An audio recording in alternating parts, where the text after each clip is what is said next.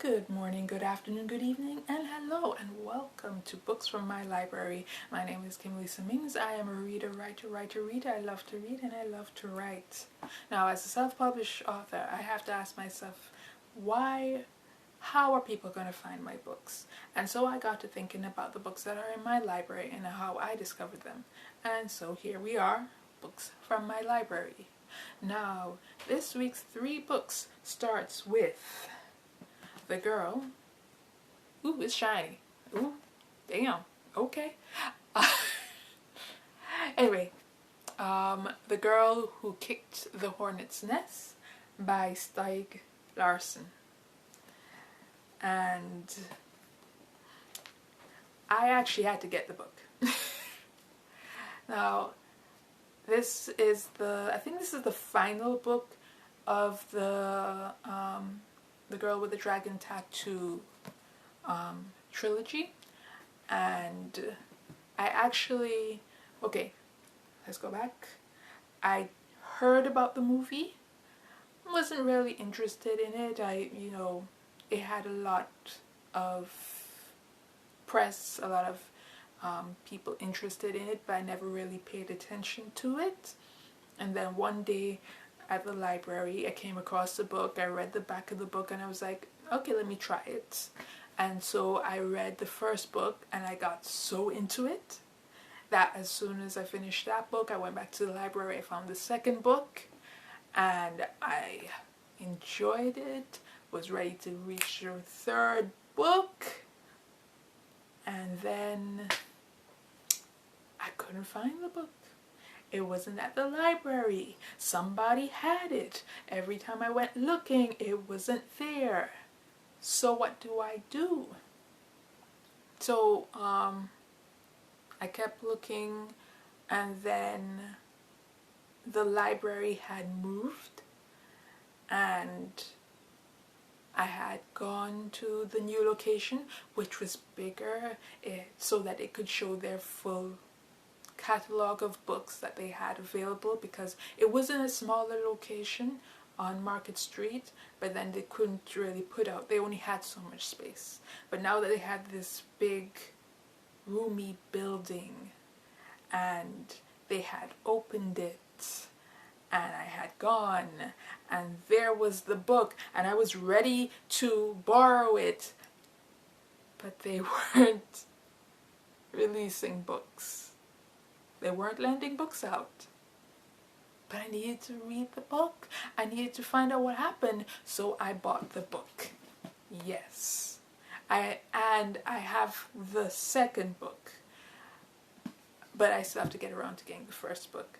So that is why I have The Girl Who Kicked the Hornet's Nest, because I had to find out what happens. Homegirl was kicking ass, and it's like every book, Lisbeth was doing the do. And I must say, it's a book worth having. Yay. So the next book is The Emperor's Babe by Bernardine Evaristo.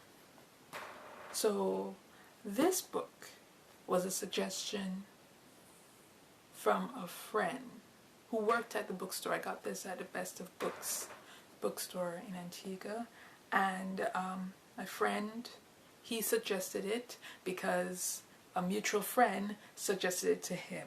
And what was interesting about, so you can say it was a book recommendation made in a bookstore, and it tells the tale of a black woman living in London during the Roman Empire's, occupation, or,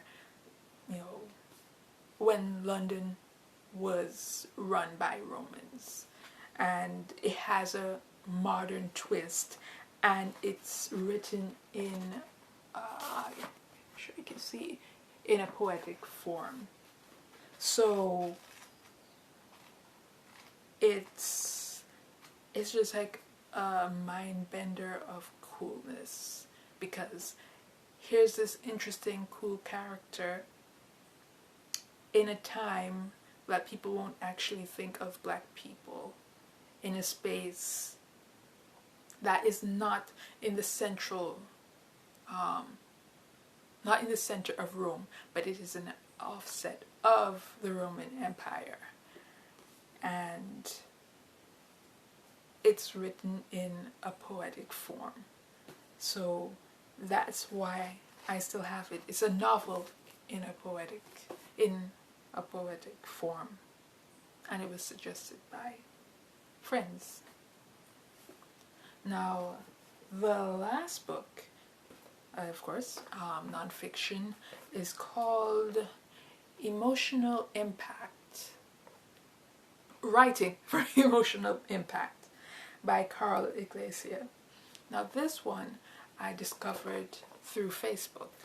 I was in a Facebook group, I think it was either for the craft of writing or it was for promoting your books, and somebody mentioned it and I went looking and I found this to be so useful because it gives you different techniques and it helps you add to your writer's toolkit, basically. So I think I made notes, and it was just very helpful. And I think I'll be reading it again because I found it very useful in terms of developing an interesting, not only just a story, but to give it an emotional, an emotional impact. But it was helpful. And as I said in the last video, where you may not have one big aha, I didn't really say it like that, but but it helps in that whole journey. And this was helpful in terms of I wrote just writing. I don't normally do, now I kind of do a little bit outlining and what may have you, but I just let the story flow. Whereas this, it helps me get better in terms of, okay, let me put some emotion, let me anticipation or fear or build up the feels, because as Maya Angelou had said, they don't remember what you said, they don't remember what you do, but they remember how you made them feel. And sometimes that's one of the things I want to put into my writing, making a person feel. So that's why I have this book. And actually I have like a two library kind of thing, whereas like I have the very big bookshelf and then the very bookshelf, and then I have this little, next to my sewing machine, there's like a handful of books, and the Emotional Impact book is in that small little, so that every now and then I see it every day basically, and it's one of those things where it's like, okay, I think I'm going to be reading that book. So that's 3 books from my library.